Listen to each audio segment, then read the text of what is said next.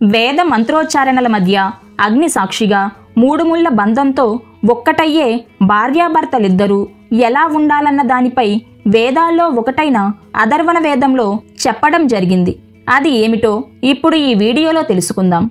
జీవితంలో భార్యాభర్తలు ఇద్దరూ ప్రసన్న చిత్తులై ఉండాలి. భార్య సౌకర్యాలను భర్త విధిగా చూడాలి. ఆమె జాతి ప్రగతికి అతను తప్పనిసరిగా పాటుపడాలి. ఇద్దరూ కలిసిమెలిసి ధర్మ మార్గంలోనే సిరి సంపదలను పొందాలి. భార్యాభర్తలు ఇద్దరూ తనువులు వేరైనా మనసులు ఒకటిగా మెదలాలి. ఇద్దరి మేధస్సు ఒక్కటే అని పరస్పరం గుర్తించాలి. ఇరువురు పూజలు వ్రతాలతో పరమ భక్తితో ఎప్పుడూ నడుచుకోవాలి. మంచివి వైదికమైనవి మంచి జీవనం గురించి మాట్లాడుకోవాలి. అటువంటి స్థితిలో మంచి గురువు లేదా పురోహితుని దగ్గర సమయం చూసుకుంటూ జ్ఞానమును పొందుతూ వేదమును ప్రమాణముగా చేసుకుని వేదము చెప్పినట్లుగా జీవనం సాగిస్తూ శాస్త్ర ప్రకారం కర్మలను ఆచరిస్తూ ఉండడంలో ఉండే జీవనం వలన ఆమె లక్ష్మీదేవి అని ఈయన నారాయణుడని తెలుసుకోవడం వలన ఒక అరుదైన దాంపత్య బంధం ఏర్పడుతుంది. ప్రతిరోజు ఇళ్లలో ఎప్పుడూ ఒక పండుగ వాతావరణం ఉంటూనే ఉంటుంది.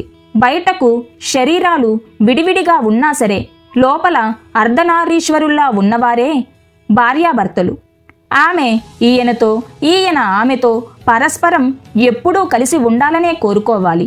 ఒక్కోసారి చిన్నపిల్లల్లా ఇరువురు పడుకునే ముందు మంచి కథలు చెప్పుకుంటుంటే ప్రతిరోజు ఒక కొత్త అనుభవమే. అంతే తప్ప అనవసరపు విషయాలను ఇరువురి మధ్యలోకి తీసుకుని రాకూడదు. అవి దూరాన్ని పెంచుతాయి, లేని సమస్యలను తీసుకొస్తాయి. స్వతంత్రంగా ఉండాలి. ఎటువంటి పరిస్థితి ఎదురైనా సరే ఒకరికొకరు తమ ఆలోచనలు నిర్ణయాలు స్వతంత్రంగా తీసుకుని చెప్పుకోవాలి. ఒకవేళ నేను చేసే పనికి ఎవరైనా ఏమనుకుంటారో అని సిగ్గుపడకుండా తమకు ఎలా అనిపిస్తే ఆ విధంగా చేయాలి. భార్యకు అనారోగ్యంగా ఉంటే భర్త, భర్తకు అనారోగ్యంగా ఉంటే భార్య తోడుగా ఉండాలి.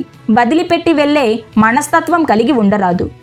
భార్య వంటింటికి పరిమితం అవ్వాల్సిన అవసరం లేదు. నా భార్య ఎప్పుడూ నా కోసం వంటగదిలో కమ్మనైన భోజనాన్ని వండి పెట్టే ఒక యంత్రంగా పనిచేయడం నాకు ఇష్టం లేదు. నేను కూడా ఈ పనిని చేయగలను. నేను మన కోసం మన కుటుంబం కోసం ఏమైనా చేయాలనుకుంటున్నాను అని ఆలోచించి భర్త భార్యకు సహాయం చేస్తే బంధం మరింత గట్టిపడుతుంది.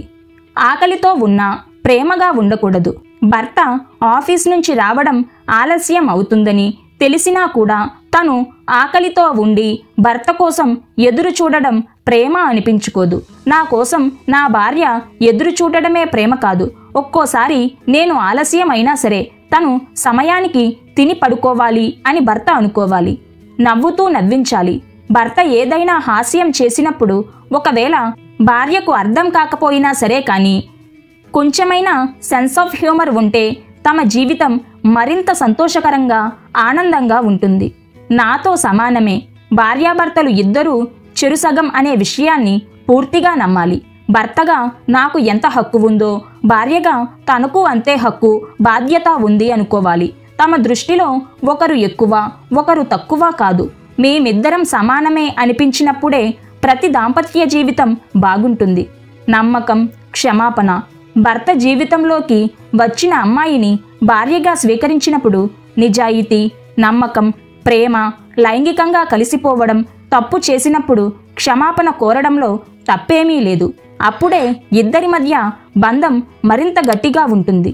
ఒకరికొకరు తప్పు చేసుకోము, ఎలాంటి పరిస్థితులలోనైనా సరే ఇద్దరం నిజాయితీగా ఉంటాము అనే ఒక్క మాటపై ఇక ఇద్దరి జీవితాలకు తిరుగు ఉండదు.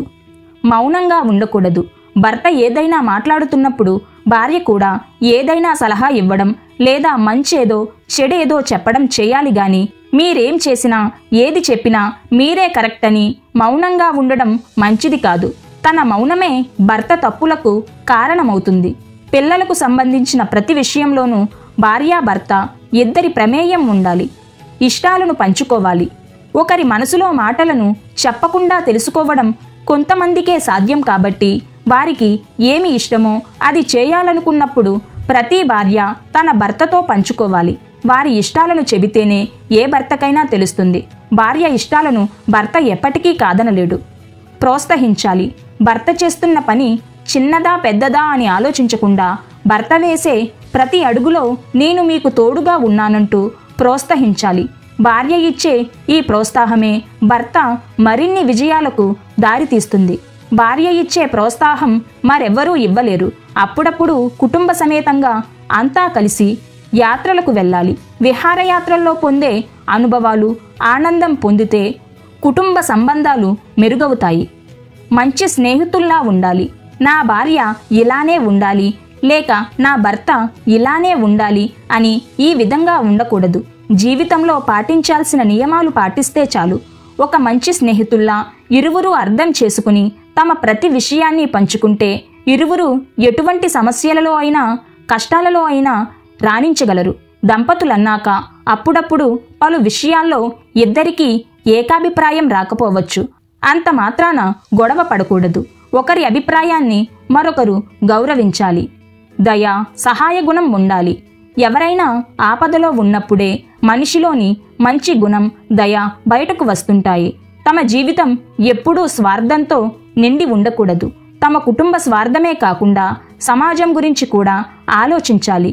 దీనికోసం కుటుంబాన్ని పక్కన పెట్టాల్సిన అవసరం లేదు. అందులో ఒక భాగంగానే చూసుకోవాలి. మంచి అలవాట్లు కలిగి ఉండాలి. మంచి అలవాట్లు, జీవన విధానం కలిగి ఉండాలి. ఒకవేళ ఇద్దరిలో ఎవరో ఒకరు అలా లేకపోయినా సరే చూసి నేర్చుకోవాలి. మంచి జీవన విధానమే మంచి ఆరోగ్యానికి దారితీస్తుంది. మంచి ఆరోగ్యమే దాంపత్య జీవితాన్ని బాగు చేస్తుంది. మంచి దాంపత్య జీవితమే ఆరోగ్యమైన సంతానాన్ని కలుగజేస్తుంది. ఈ వీడియో గనుక మీకు నచ్చినట్లయితే ప్లీజ్ లైక్ చేసి మీ ఫ్రెండ్స్కి షేర్ చేయండి. అలాగే మా కొత్త వీడియోస్ మీకు వెంటనే చేరాలంటే మా ఛానల్ని సబ్స్క్రైబ్ చేసుకుని పక్కనే ఉన్నటువంటి బెల్ ఐకాన్ని ప్రెస్ చేయండి. ధన్యవాదములు.